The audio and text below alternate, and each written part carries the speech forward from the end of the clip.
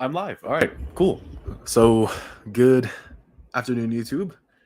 Just wanted to go live for like at least an hour or so, just see if anyone tunes in, wants to ask a couple questions, maybe some questions that I get, I'll make into full videos. Um, I do write them down. Like if someone like actually like puts a good question, then I just write it down. But then I try to have to make it apply to a wider audience.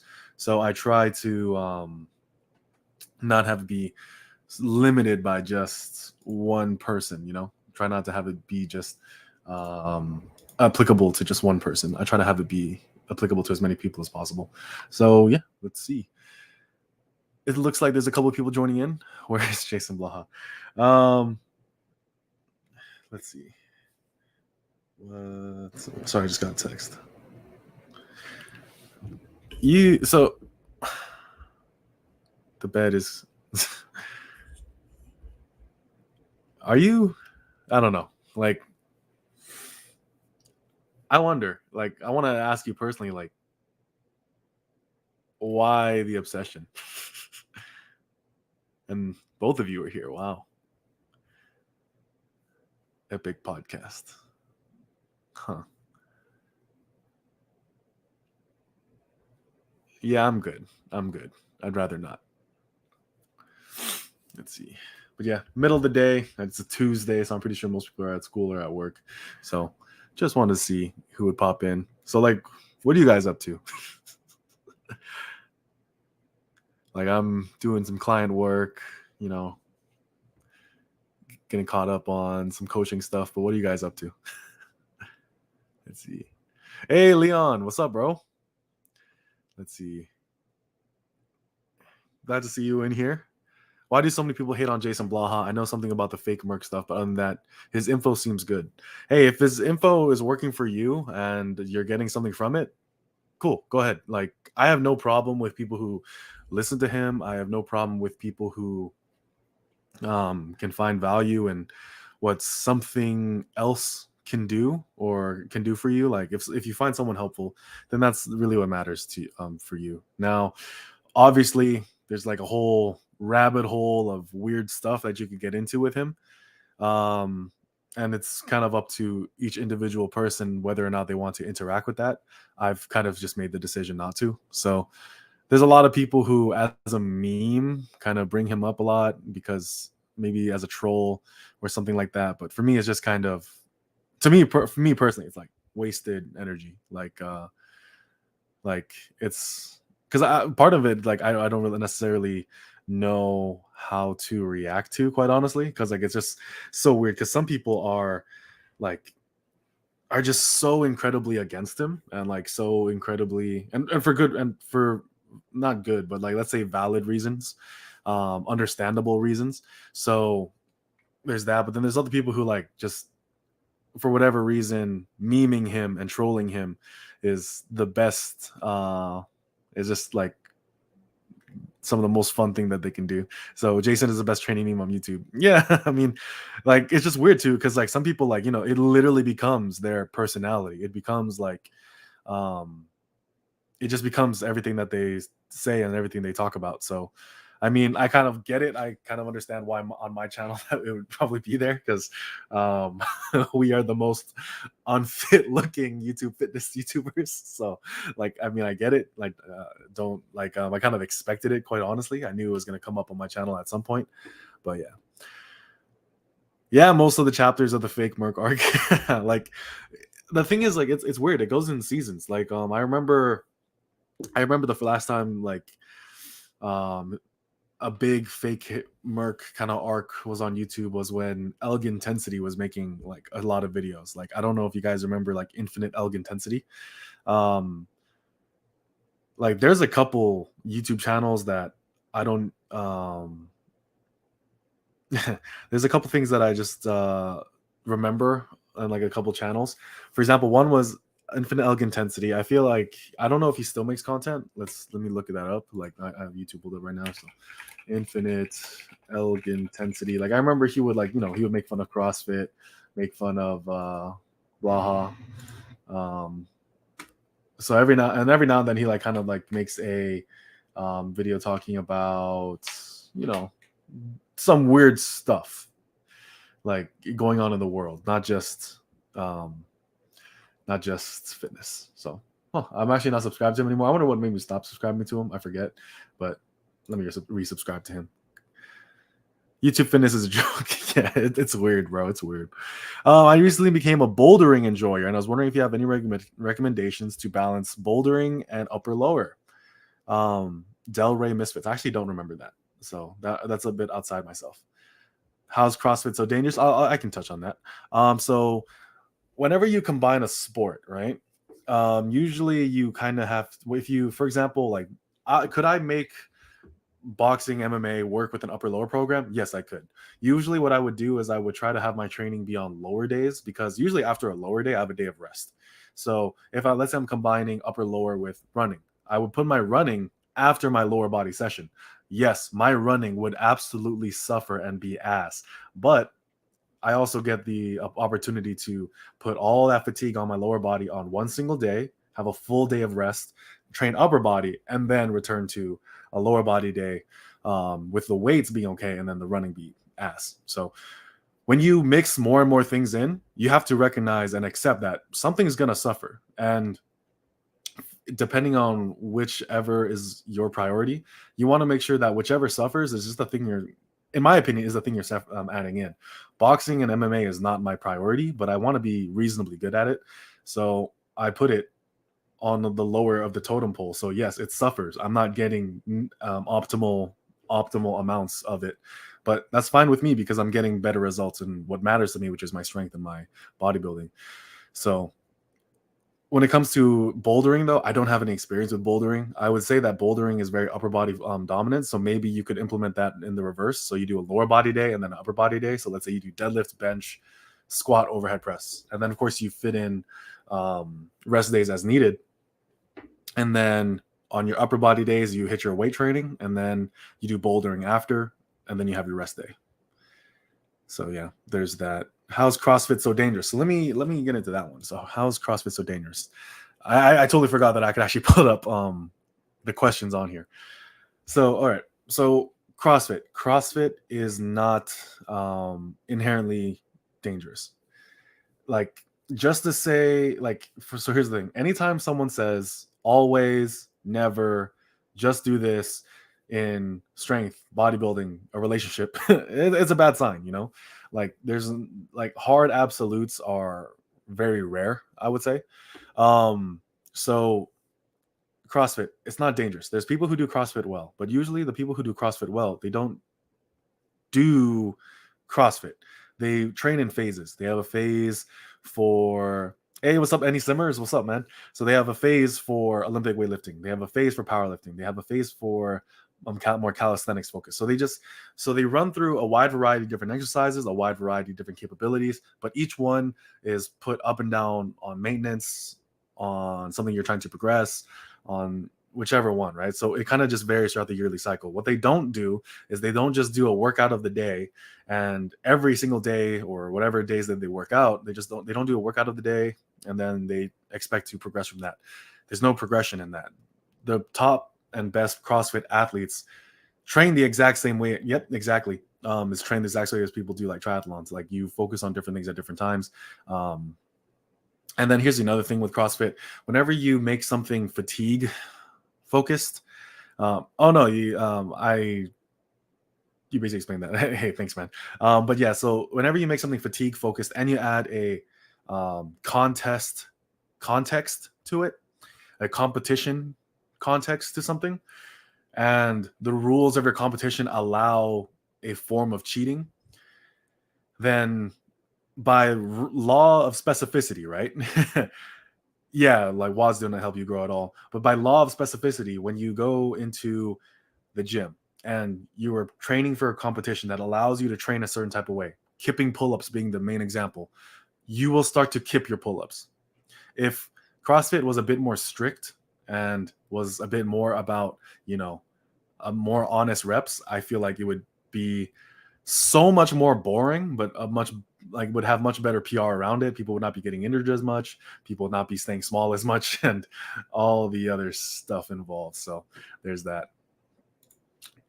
CrossFit. Yeah, triathlon athletes usually like, they kind of bank on one of them to be like one of the events. Like it's a swim, a run, and a bike. And usually like some of them they bank on one being the one that they're the best at, and then try to um, basically have that compensate. At least to my understanding, I've only known so many triathlon people in my life.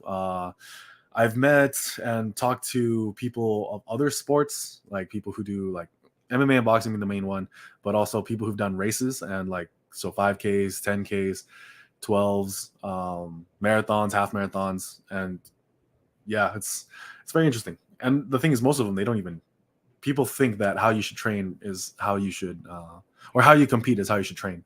There's an element of that that's correct, but it's not 100% correct. So there's that. Let's see. So cool, like that. Yeah, so what are some other questions you guys have? Let's see. I don't know if CrossFit is, but triathlons are team sports. Really? I thought triathlons were individual sports. I thought aren't there some people who do it like by themselves, like who have to do all three events over the course of time, like on a thing? If I remember correctly, I don't know. I'm not really into endurance stuff, so there's that too. It's nice when a PT is competitive in something, but as long as they're not dogmatic with it and try to apply that to the person they're training. Let's see. So I will, and he was the PT of the gym I've trained with one. I mean, yeah, nice, nice. So yeah, like there's a couple PTs I've met when I was a personal trainer in commercial gyms. One of them was a CrossFit enthusiast, and she made every single one of her clients do CrossFit, even the ones who were old as hell, even the ones who were like, and I don't say that disrespectfully, like, but I'm just saying like, the ones who had a bunch of limitations, and her logic was, well, you wouldn't have limitations if you did CrossFit. And here's my thing. If a person has a limitation to squat, to press, and to do some type of hip hinge, there's so many regressions. Like this is why I'm so grateful for having a calisthenics background, because you have so many things that you can regress to. Um, so there's so many things that you can regress to, right? So there's so many options of what you can fall back on. So if you can't do a pull-up, you do these other exercises, inverted rows and stuff like that, right? So, but for her, she's like, no, you got to do it. And I did not appreciate that, didn't like that, had a couple conversations with that PT that said like, that's not how you should train people. Like you could do whatever you wanted, whether you were more machine focused, whether you're more free weight focused. It's just all a matter of, are you intelligently doing what's best for the person you're training? And that's when I kind of had a problem with being a PT sometimes. It's just because I'm going to be associated with that. Favorite MMA fighter? George St. Pierre. He's like, as of right now, I don't really have one. Right now, I just feel like there's just, not that there's too many, but it's just that they kind of come out of nowhere, like, but here's the thing. As I've gotten more involved, I've come to realize that there is so many more, like there's a lot of different federations, right? Like PFL, Cage Titans, Tough Enough, and a lot of people get their start there, and then eventually they get signed to the UFC, where they then fight. So oftentimes people who really, really are on the pulse of just like things going on in the world of MMA and kickboxing too, because Charles Oliveira just came up in the conversation. So if you were very much aware with all of these people, like, one kickboxing, is Rising a MMA thing, like, or is that a kickboxing thing? Like, I'm pretty sure, but there's so many different federations out there that eventually will come to the UFC promotion. So I'm just like, where the hell did these people come from? Like, I don't, because like if all you watch is UFC, like UFC only, you don't go to all those other smaller fight federations and fight promotions, you just will kind of be lost a bit. So there's that. So I will address this though. So there was so this is like a meme kind of. So when it comes, so the first time, I just remember Bald Omni Man on one of his like live Q&As, I think it was his first live Q&A, someone brought up my channel, like my small ass channel, like, because it was much smaller at the time and it's still small now. Like, so someone brought up my channel on the live Q&A, and he said, Like if you want to watch a channel that breaks things down Barney style, go check out Stand Strength, right? My channel. And I was just surprised by that. And then my next video, because of that shout out, essentially, I just made a meme where it was like Barney, but then like um, right next to him was like a buff Barney, like a ripped, like you can find this on my channel. And then my parents saw that video, and so as a gift to congratulate me for like my channel growing and whatnot, they decided to give me that. So that's the story behind the Barney. Like a lot of people like clown me on it and whatever, but I'm just like, hey, my parents put it in my room for a reason and with good intentions. So who am I to get rid of that? You know, like, and I just think it's funny. Like, but no, it just sits there crying in the corner. All right. So this is chemistry. Chemistry is the class I failed. So here's a fun story. I had to apologize to my chemistry teacher, and I literally wrote, so like the last question, like on the final exam is usually an essay question. I literally just wrote an apology for not paying attention in class. Like I was just like, I don't know what the fuck 99% of this is. Please don't fail me. And well, I'm here today. So yes, that is a very defeating and like dumb story of mine. Like I'm actually very incredibly dumb, but hey, it's what I did. GSP was one of the goats, dude, for real. So here's my thing with GSP. Like GSP has fought some of the greatest names, right? He has fought and he's lost to them too. But then when he comes back, he dominates them. So there's that one, and he's also very charismatic guy, trains well, good physique, nice, bald. So apparently that's the meta now. Charles Oliveira, very cool, like very impressive fighter as well. So there's that. Let's see. Nick Land, I haven't. Racist. So contemporary philosophers, I actually don't listen to them too much for one reason, and that's because quite honestly, it just hasn't stood the test of time yet. Oftentimes, like there's like we don't have all the information. Hindsight is 2020, so um, we don't have all the information. We don't know what issues will be pressing with us. And the thing is, like with philosophers, sometimes they're geniuses who can foresee problems as they're occurring. They can see future problems as they're starting to grow and whatever, and they can like kind of like bring that up to us. But at the same time, sometimes they just completely miss the mark, and their words become almost irrelevant. So that's one reason why I don't spend too much time with contemporary philosophers, and sometimes they're just too pretentious. Like that's just me, but I'm also very unliterate, so there's that. Your channel's not small, just progressively overloading for call. Yeah, thanks, man. I appreciate that. I've decided lately that like here's the thing. I prefer long form content. Quite honestly, I'm not the biggest fan of just putting out small videos because I just feel bad and feel like I'm doing a bad job. Like, do I wish I could put out a 5-10 minute video every day and have it be useful and high quality? Yeah, of course I do. But at the same time, I don't really feel like that's really me. And, being genuine is one of the most important concerns I have with my content, which is why I made my video today, where I just turned on the camera, just shared with you what I wanted to share with you. And then when I plan things out, I do that. So I don't want to be beholden to the algorithm. I want to make sure my content is useful to people. I want to make sure that as much as this is a business for me, as much as this is something that I'm trying to make money from, I can't let that be the priority thing. I really can't, because then I just don't feel good. I'm not being able to give my best to you who is watching, but also to whoever trusts me with their training. So as much as I would love to be in a better financial situation as a result of this channel and the programming and the coaching that I offer, if I have to do it through underhanded means, I'm just not going to. With that said, if ever there are sponsorships, I'm going to warn you guys right now. If there are sponsorships and they're not like just bad and egregious, I will consider them. I'm probably not going to do something like Raid Shadow Legends. I'm not going to be doing something that I don't actually use. But let's see, what are some sponsorships that I would accept?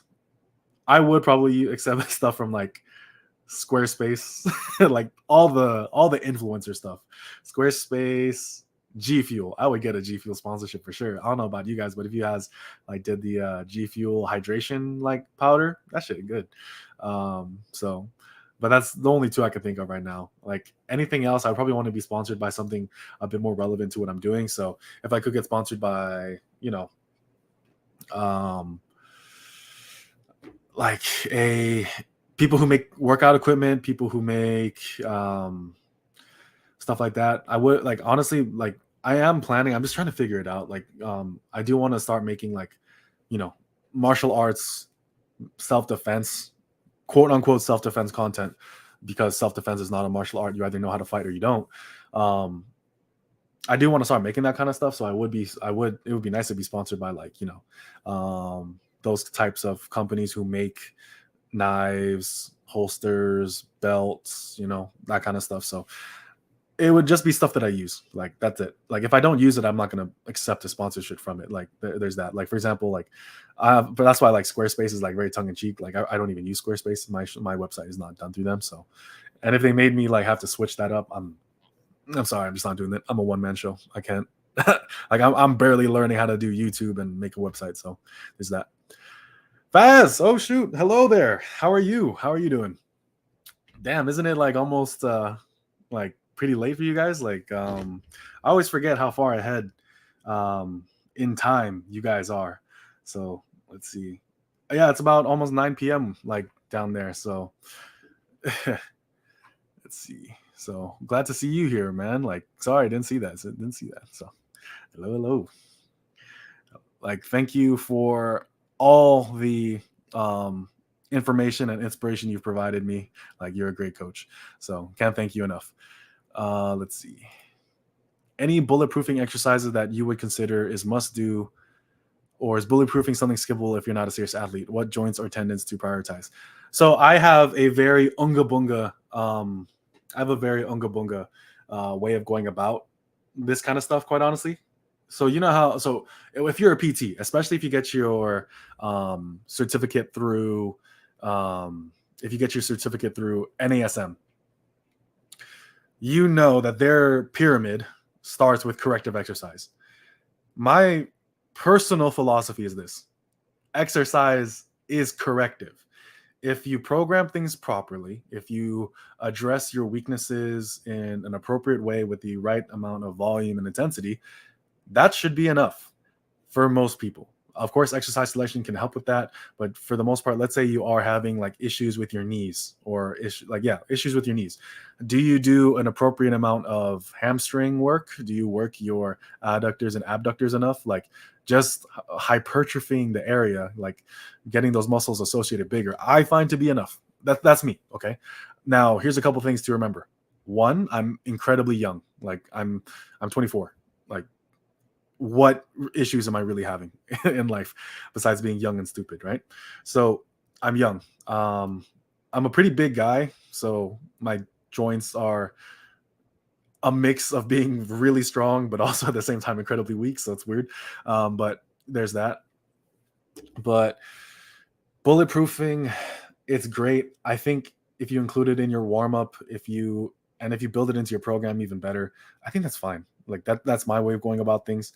Yeah, like banded stuff, being more thorough with your workout, being more thorough with your warm-ups, that will benefit you more. Beyond that, like it's kind of hard to say because it's very individual. Now let's say, and that also depends on what you do. Like if you are running, like I feel like if you're running, you need a bit more bulletproofing than someone who's just lifting weights. There's that. So, and then also if you're wrestling, if you are boxing, like you need a bit more mobility than someone who just needs a squat, bench, and deadlift, because you can probably get all your warming up and like bulletproofing needs from squatting, benching, deadlifting. If you do front squats and then lunges and other stuff to kind of work those other weaknesses, you're probably fine. Would you sell yourself like Revival Fitness? No. So here's the thing. I do not.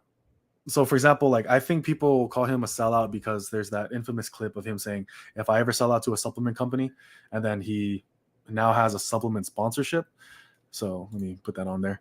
So my thing is this: I don't use supplements. Like there's only every now and then I'll take creatine, very inconsistently, which I think is actually one of the reasons why like it's not probably not working all that much for me. You have to be very consistent with your creatine for it to work for you, I think. Like I don't know. I don't know anything about supplements because I don't use them. I just don't use them. I don't think that they're useful. I don't think that you need them. So there's that, right? So I don't use supplements. Like I said, the only reason why I use that G Fuel like hydration thing is because it tastes good. Like that's it. That is literally it. It just tastes good. That is the only reason. I'm not, I'd like as far as like it goes with the hydration effect of it because whatever stuff they put inside of it, I don't know. It just tastes good. So if you want your water to taste a little better, like go with that. But I'm never going to sell a let's say a multivitamin, a testosterone booster because those are bullshit. I'm not gonna sell like supplements are just most of them are shit, quite honestly. Like I don't think you should rely on caffeine for energy. If you are living a healthy lifestyle, energy is pretty natural. If you're getting enough activity, if you are getting enough sleep, if you're hydrating enough and you're managing stress appropriately, trust me, you'll feel really good and you won't need caffeine. So I think the fact that we rely on pre-workouts and stuff like that is actually really bad. Um, Caffeine, I don't think is something that you should use chronically. Uh, so no, I would not do a sponsorship from a supplement company. Black coffee's fine. Yeah, that's fine. I'm not gonna put some of these contents. How'd you hurt your knee? Are you okay? Like, is there still range of motion? Are you all right? Let's see.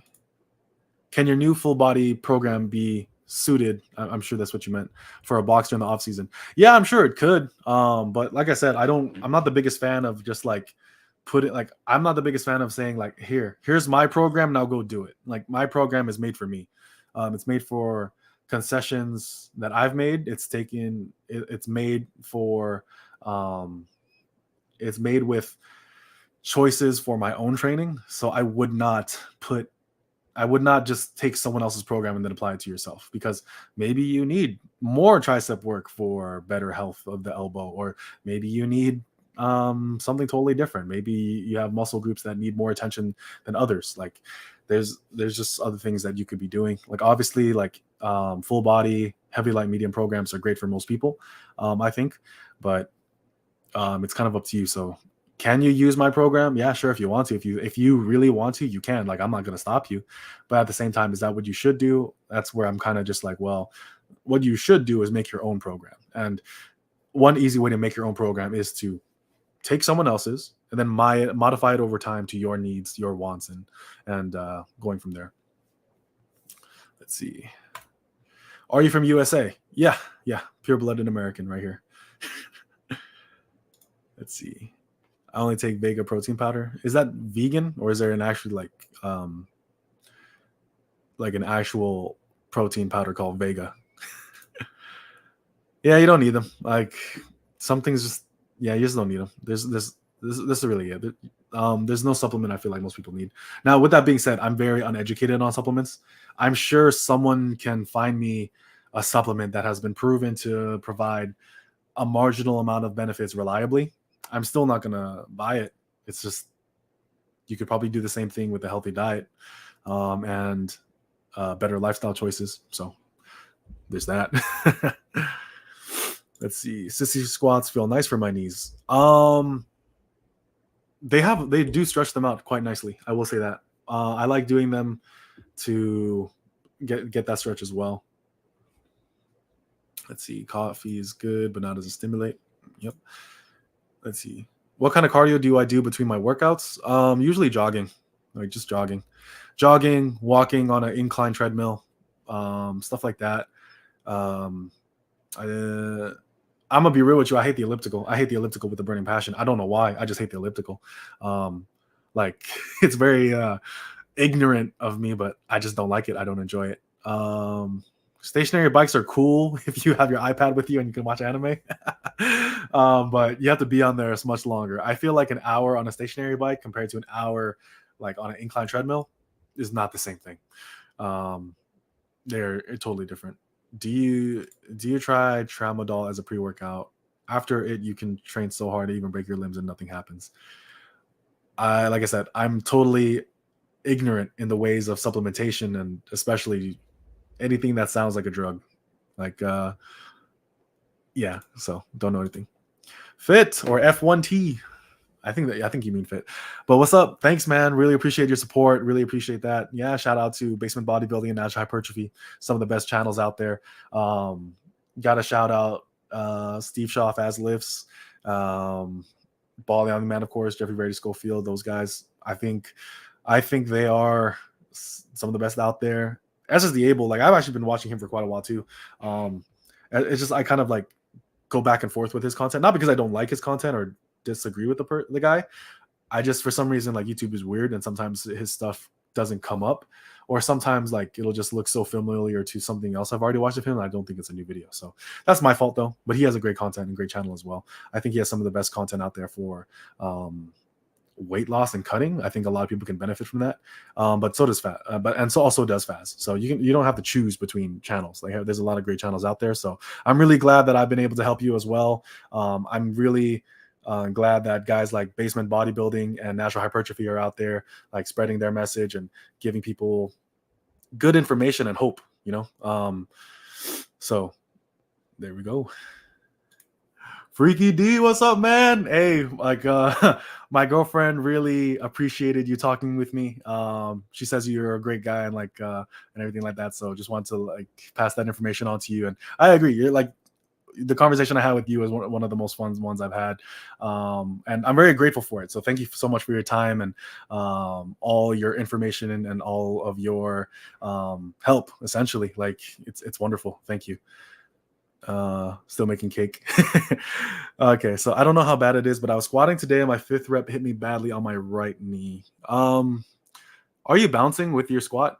Like, I'm not saying you can't bounce with your squat. It's a very, that's how people get their squats up, like it's how you get more weight up. It's how you maybe do more reps or whatnot, but I would be a bit careful. Reason being is just because I have knee issues. So I usually can't rely on the stretch reflex to get the weight up. I have to be a bit more, I have to be a bit more careful with my, my squats just because of all the knee injuries I've had. Let's see. Yes, she indeed is. So she was very impressed by that pec bounce you did in the beginning, and like you like being able to overhead press people's squats. It's like now that's part of my goals, I guess. So let's see. Natural Hypertrophy. He's a French boy who eats frogs. Hey, frogs are delicious. Like frogs are delicious. So frogs are wonderful. Like frog legs. Like I remember when I was a kid, my parents tricked me into eating frog legs because they told me they were chicken wings. Still good.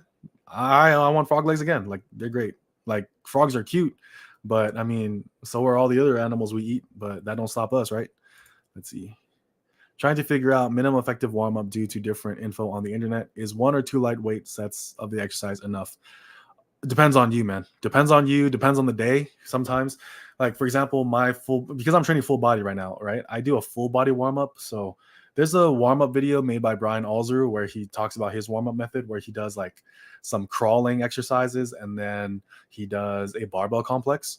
I do something very similar, but instead of crawling, I do the sled and kettlebells.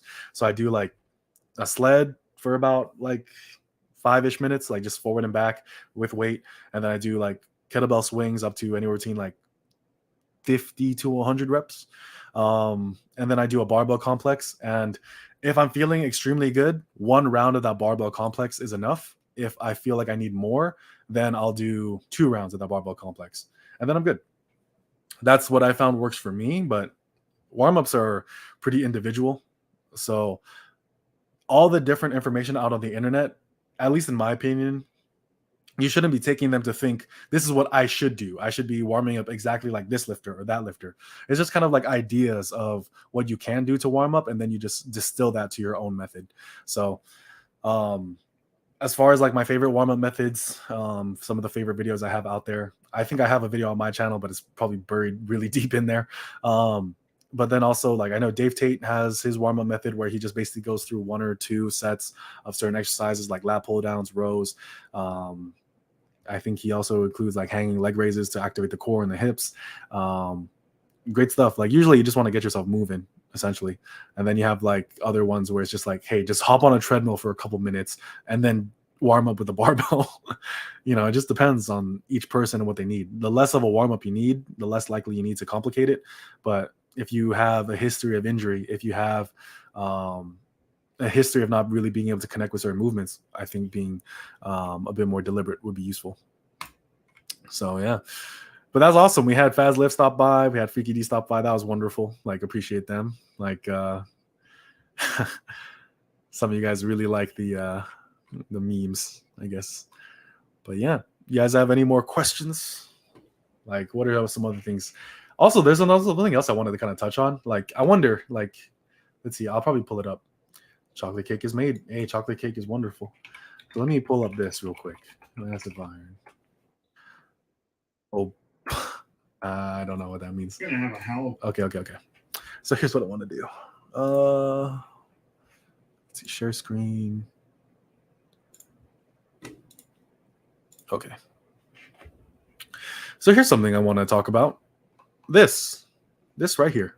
I'm doing well, man. How are you? How are things going for you? Like, I'm just, like I said, trying to catch up on some work, like checking people who might be reaching out to get coaching or a custom workout program, following up with some clients. So doing some of that stuff, working on some other workout programs that I have, and some other content too. So if I'm not doing stuff like this, the thing is, like, I haven't done a live in a while, and I do enjoy them. I like interacting with you guys. So I try to do a live every week, but haven't been able to recently. So there's that. But yeah, let's see. Is the Smith machine good for anything? Let me answer that question real quick before I get into what I want to show here. Yes, the Smith machine is a great machine. Shoulder press, yeah, just put yourself at like on an incline bench. Just go one down, and now you have I think Alex from Alpha Destiny calls it a anterior delt press. So yeah, it's a great movement. Smith machine hack squats are good. Smith machine benching is good. Squatting and deadlifting on it is kind of useless. Or not squatting. Squatting is good, but you have to do like a hack squat. Like, if yours doesn't go straight up and down and it has that angle, like match that angle. Can you still squat with some knee pain / discomfort? Yes, I can. I just have to be very slow and deliberate. Isn't the bench press range of motion not straight fixed line? So, I mean, yeah, for powerlifting, ideally you do want to have a more of a curved bar path to get more out of the lift, but for hypertrophy, I don't think it matters as much. That's just me. So there's that. Torso day today. I'll share my current split soon in my channel. Hey, you have a channel? I'll check that out. When that goes up, send me a message. I'll check it out, and I'll leave an algo comment, bro. So yeah, Leon Gainsborough. That's a dope name. But yes, I can still squat with knee and pain discomfort, and the Smith machine is in fact a good machine. But anyway, the reason why I wanted to pull this up, this is a very beautiful chart. This is a beautiful graph of many colors, of many of many good pieces of information, right? And I just put out a video talking about my current training split, which is full body. I train full body right now. And there's a couple things I want to kind of like comment as far as this graph. So when it comes to red, yellow, and green, what Steve is not saying, at least to my understanding, because I don't want to put words in his mouth, from my understanding, he has a very nuanced approach to this, where red doesn't mean don't do it. It's just meaning like you have to be a little careful. You have to be a little cautious. You have to think about it a bit more. Same thing applies to yellow. And then green is like, that's good. It's good to go. Like, that's one of the main pros of the workout. And for the most part, I agree with this 100%. I think upper lower programs, for the most part, are better than most other programs, in my opinion. There are a lot of different shades of an upper lower. For example, a push pull can be technically a upper lower, or kind of, it's a little bit more of a full body. Home gym time is not a problem. Yeah, that's wonderful. Like, no commute, and then the shower's right there. It's nice. So upper lower, I think, is generally like really good for most people, because you can get, like he says here, strength amazing. It's good for strength. It's good for muscle because you get that exercise variety, and it is very sustainable because you're not killing yourself every single time you go to the gym. So I do like the upper lower. Now, what I will say is that recovery can be an issue for some people, and that's what I found for me. When it comes to upper lowers, like I just burn out substantially just because I'm not strong by any means. Like I'm not the strongest maybe, but um my workouts I found were just like negatively impacting me long term, and I was just like struggling a bit more on the upper lower than I was on a full body because I was able to get a rest day every other day.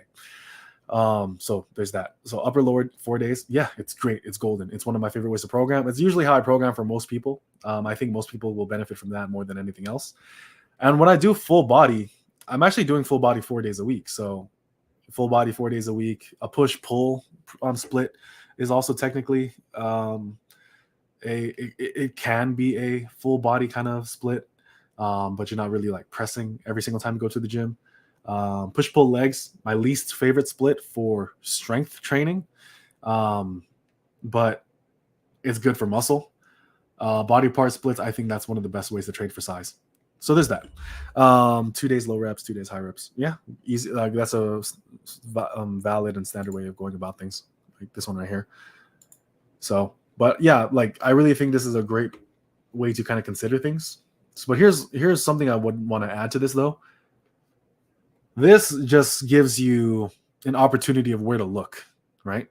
Like let's say you are running an upper lower, right? And you're running into issues. What you can do is you can kind of look at each one of these like variables, right? It's like, is the time in the gym too much? Are you training at the right intensity based on your level? Is the amount of volume you're doing enough? And then let's say, for example, like you are in a full body and the volume you're doing is not enough. I'm finding that low volumes I'm okay with, so I can get away with it. So it's not something I need to worry about essentially.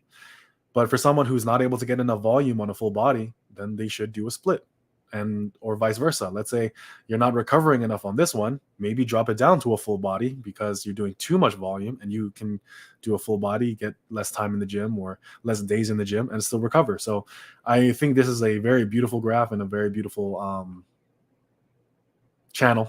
There's a lot of different things I could have said there, but yeah.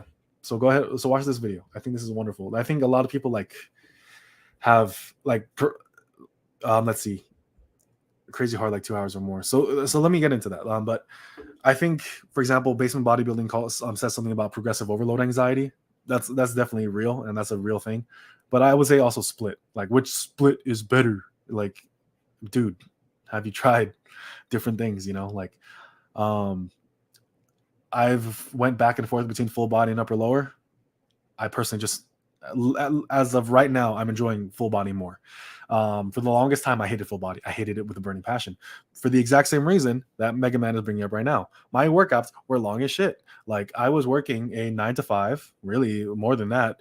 And then I would be in the gym 2 hours, and then I would have to cook dinner. By the time I'm done with my day, right, I would wake up at 6 a.m. and I would be done with my day. I wasn't able to relax until 8 or 9 p.m. just because my workouts were that long. Yeah, no, fuck that. So I didn't like that. Now, here's some things that you can do. First and foremost, I forgot what law of time or habit or whatever law this is, but there's this law where work will expand to fill the amount of time you allot to it. So that's just so if you say, for example, I'm going to give myself a month to get this essay done, you will use up that entire month to get that essay done. If you really want to get ahead of your work, you give yourself a week. Sheether Training, thank you so much. Really appreciate you stopping by, and thank you for the kind words. Really appreciate you and your content as well. I watch your content all the time whenever I'm driving to and from the gym, because it's like 20-30 minutes away, so it's perfect. So thank you so much for your information, man, and your kind words. It really means a lot. And then, but yeah, so full body training. It's just what I've found though. What I found with how I've done full body now is that, for one, I do full body 4 days a week.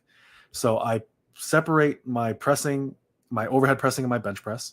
And because I find that I can recover from just one exercise, like a hard bench, like just benching hard, really feeling my chest being worked and like pumped up and full of blood, I can recover from that literally the next day. Me personally, like that's like, or maybe later that day, or like, or and especially with 2 days of rest, right? Because I'm working Monday, Wednesday, I can do that, and then I can go into my overhead press really heavy. But if I do an upper day, being completely honest with you, if I do an upper day, I can handle enough, or I can push enough in my training where I can overshoot it, and then my second upper day suffers. Now, there's a couple things that you can do with that. You could just be more disciplined and not and not shoot yourself in the foot for the next workout session. That's one way of going about things. But given my personality and whatnot, that's usually just not what I do. So what do I do instead? I factor in my personality into my training split. And I think a lot of people can benefit from doing that. So if I do my heavy upper day Monday and my next upper day is on Thursday, I find that I can work myself hard enough on Monday to fuck up Thursday. That's me. And then if I take out work, I feel like I'm not doing much. So there's that. So how do I get around that mental hurdle? I do full body every other day, work really hard on each lift. And I just took my upper body workouts and just spread them across 4 days, and then also added in all the other work that I do. So that's what I've been doing. And I've been able to get in and out of the gym 1 hour and a half at most. And I love it. So it's going great. Yeah, if you have kids, if you have a long job, like full body can get in the way, which is why I think push pull legs is another good split for some people. Because here's my thing: if you're working out 6 days a week, my personal opinion is that you should be working out like maybe 45 minutes at most. Like, if you're working out an hour, hour and a half, 2 hours, 6 days a week, that's a lot. But if you just do 45 minutes, get some good hard work in for whatever muscle groups or and whatnot, and just be really selective, that's perfect. I think too many people, like I said, they think that they need to be in the gym 1 to 2 hours at a time, and then they apply that unanimously across all 4 days. So it's like 2 hours Monday, 2 hours Tuesday, 2 hours, and then that's not really how it goes. I think it's more appropriate to say, all right, here's the amount of work I want to get done within a week. What will work best for me? 2 days, 3 days, 4 days, and then making it fit that way. I think we have programming backward as far as like choosing splits sometimes. How do you program for full body workouts? Monday, Wednesday, Friday, Saturday. Yes, that is correct. So I actually did just post my video talking about my full body training split. If you want to look at that, that is available on the channel. It's the video I just posted. So kind of goes full depth into that. Don't like full body either. It skyrockets my cortisol. Yeah, that's a consideration to take for some people, like for sure. I'm digging full body just because I get a full day of rest after. Like I can catch up on work, I can catch up on other things in my life, and like take care of myself in other ways. So that's one benefit to full body. So it depends on each person, you know. Like full body is not magic. It's just the answer for what my needs at this current moment. Like I'm not saying that full body is going to be how I do things for the rest of my life, but as of right now, it's just what I found to be working really, really well. So there's no pressure or there's no requirement to go from one to the other. If what's working for you is working, if it stops working, then do something different. That's really all I can say.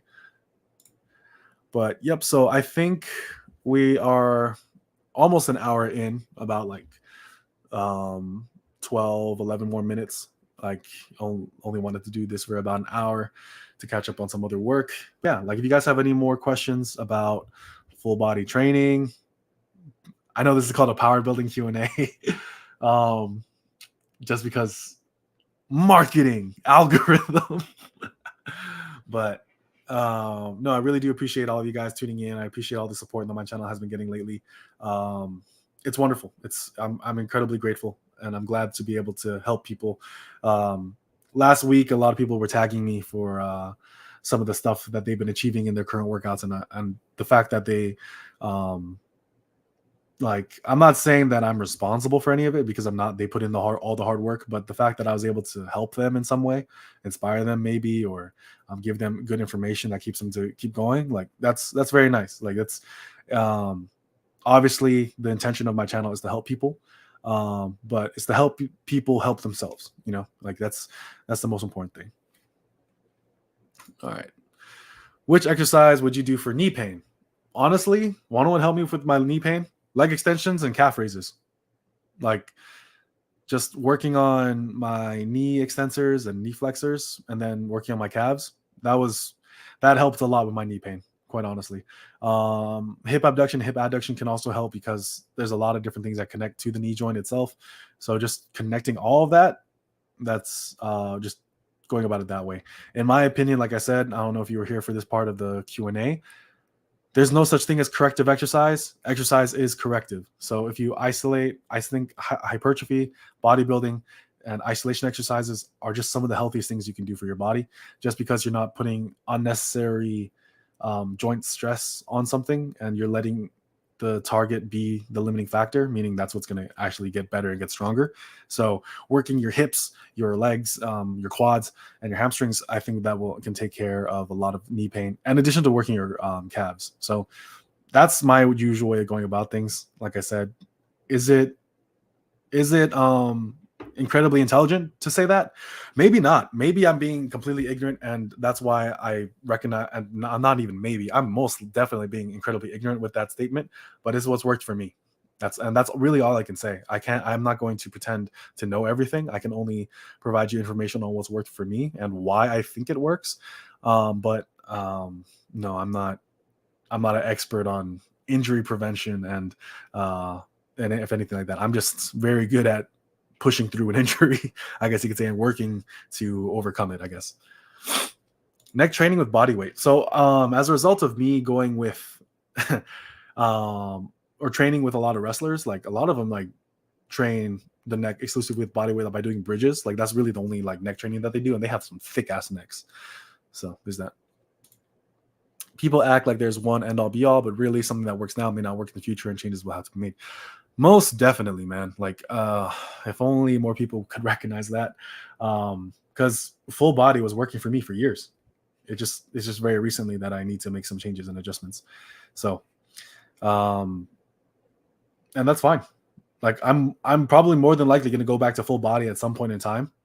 Like but or upper lower some point in time, but right now up full body, it's going great for me. So I'm enjoying that a lot. And it's so simple too. Like it's just like, all right, here's your one exercise of the day. You better work hard at it. So I do it. So there's that. Canada is better than America, and you know it. I mean, it depends on where you stand. Like, and let's see, what do Canadians have better than us? Healthcare. I think that's one, right? I think our food is better. You can't tell me American food is not like amazing, because like we borrow from everywhere else in the world, but also our barbecue is like fucking amazing. Let's see, you guys have a monopoly on what? Donuts and maple syrup. So there's that, but let's see. It just depends on what you want from your country. Let's see. For neck training, start with the harness. Yeah, harness. Like right now I do have like a harness, and I just use weight plates at home. That's what I use for my neck training right now. I just like have some weight plates for a neck harness and the wrist roller, because I am trying to grow my forearms. So yeah, training the neck, super important.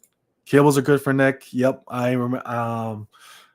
There's a neck harness. It's pretty pricey, but I mean, buy once, cry once, right? Like, but I've seen Alex from Alpha Destiny use it like with his bands, and then also, if you go to a gym with that, I'm gonna be real with you though. Like, I just wish there was a more like chatty way to work your neck. Like, there's one example though, and that's I don't know if you guys watch these kinds of movies, but remember Creed 2 when Michael B. Jordan or Adonis was training in the desert and had a neck harness on? He made training neck look chatty, but that's because he was fucking ripped and jacked everywhere else. But like, if you go to a gym, like, there's a reason why training your neck ends up on a gym fails video, even though training your neck is super valid, So yeah, training the neck, super important. Training forearms, super important. What are some other muscle groups that you guys like train probably more than some other people? Like right now it's forearms. Dead hang for forearms and wrist size. I'll have to try that. I mean, also because like um dead hangs can people say that they help with pull-ups, but I've never tried it personally. It's just not what I do. But maybe that'll work. I know, for example, like reverse curls are also a good exercise recommendation and a good exercise regression for people who struggle with getting reps on pull-ups. So that would be good. Dead hang for forearms, resize up. Just went over that. And then what should I transition into after strong lifts 5x5? The end of linear progression. And just not enjoying full body anymore. Try a split. Like, I think splits are a natural progression for that. Do so you can organize this in any way, but I would recommend alternating between an upper lift and a lower lift, or a lower lift and an upper lift. So what you will do is, like, let's say you have a split where you do bench press. So you have a bench press day, a squat day, a deadlift day, and an overhead press day. Or you can reverse that. You do a deadlift day, a bench press day, a squat day, and an overhead press day and then just do things that way. Linear progression doesn't stop working. If you are intermediate to advanced, you can still do linear progression. You just need to start implementing things like different volume thresholds, different rates of progression, different exercise variations. And yeah, but linear progression doesn't stop working. You just have to add more things to it the more advanced you get, but it doesn't stop working. Like, this is going to sound very unintelligent of me, but it's somewhat true. Most things you do in life are linear. Or in training, like, you need to, like, you're not like the purpose you take a step back is to continue moving forward and progress linearly again. So obviously, like, you can extend out the time or the way you progress, whether that be sets, reps, weight, but you're only moving in one direction. Let's see. And do you, girl, I don't know what you're trying to say with that comment, but I'll respect it. Lats and rhomboids. Nice. Yeah, like, the thing is, like, I'm like, there's no secret to this. I'm higher body fat percentage than most other people on YouTube Fitness. One easy way to look better in clothes and in tank tops: train your back a lot. The bigger your back is, the smaller your waist is without actually losing weight.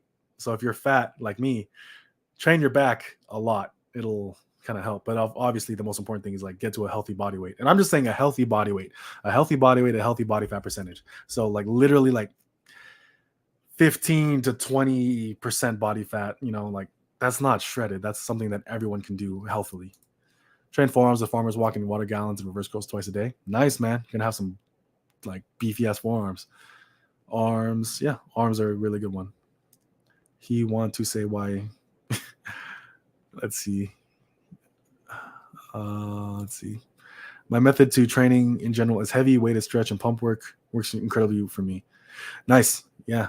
Like, I think Peter Kacharian made a video on that lately but he was talking about biceps, where he has a heavy movement, so his basic barbell curl. Then he has a weighted stretch movement, which is his incline dumbbell curl. And then he has pump work, which is a spider curl. It's something that I'm copying right now with my full body, just because, like, right now, all I really want is a bigger back, bigger arms, and then, like, maintaining my size elsewhere. So that's what is reflected in my training program. It's not super complicated. Let's see. Wait, click the wrong one. See, yeah, 17% body fat is healthy. Like, people, and for one thing, there's this: the only time 17% body fat looks like shit is if you don't have any muscle. If you have a lot of muscle, 20% will look fucking incredible. Like, so there's that. Let's see. Why is the row pull-up not included, like the squat, bench, overhead press? So here's my opinion on this. Because a good squat day or a good deadlift day will have a row. A good bench day will have a row. A good pull-up and a good overhead press and squat day will have a pull-up. That's my opinion. Like, I feel like back training should be present on all of those days. So that's me, though. Now, why isn't it included? It just kind of depends on where you look.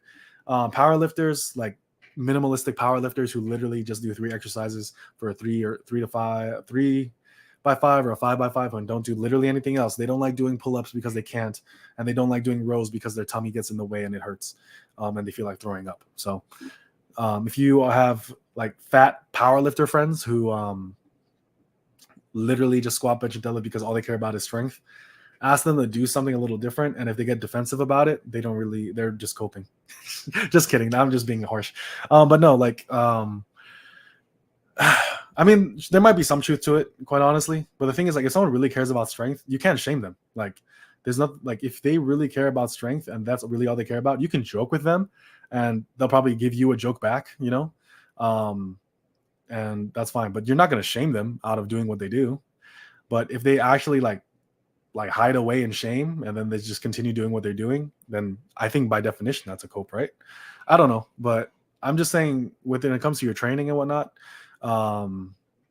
train to be proud of yourself. That's what I would say. Don't hide away from who you could be.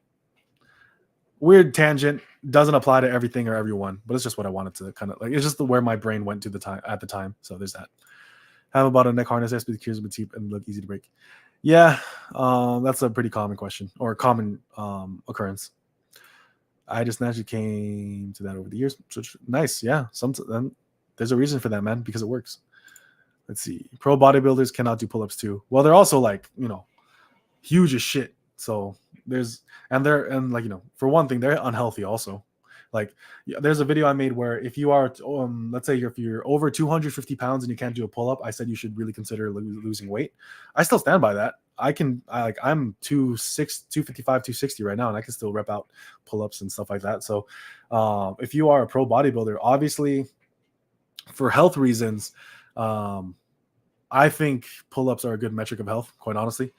I can get into that maybe at a later date, but pro bodybuilders aren't healthy. Like the ones who are injecting themselves with like enough steroids to kill a cow. Yeah, they're not healthy in the same way that being obese is not healthy. So they're just two different sides of the unhealthy spectrum. Like one just comes with a little bit more respect, but I'm sure they come with the exact same problems. So there's that. And I mean, the respect is very fleeting. I'll say that. It's very fleeting, conditional, and not real. Self-respect is the only respect that matters. And if what they're doing allows them to respect themselves, and that's all that, then that's good. That's good. But yeah, another tangent. What would you recommend to make upper body days take less time? Put your arms on a leg day. Do chest, back, and shoulders on upper days, and then do legs and arms on your lower days. So now you're doing like a torso limb split. I think that's a good way to do upper lower. Yeah, I agree with this 100%.